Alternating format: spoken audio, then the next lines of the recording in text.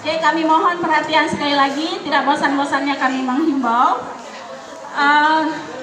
Kesempatan Bapak Ibu sekarang adalah untuk disuntik massal, disuntik gratis di puskesmas tanpa dipungut biaya apapun.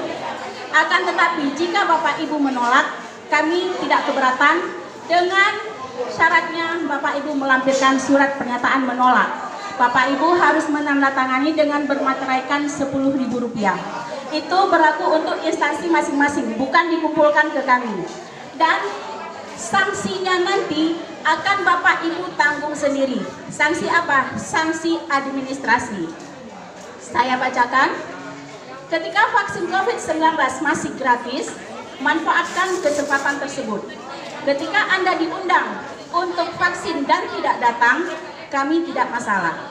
Namun, ketika nanti semua persyaratan administrasi masyarakatkan, Anda wajib menunjukkan bukti vaksinasi COVID-19 dan Anda tidak punya, mohon maaf, kesempatan itu sudah berlalu.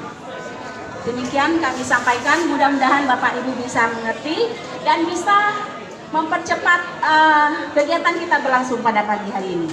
Sekian, saya mohon maaf. Wabillahi taufiq wal hidayah. Assalamualaikum warahmatullahi wabarakatuh.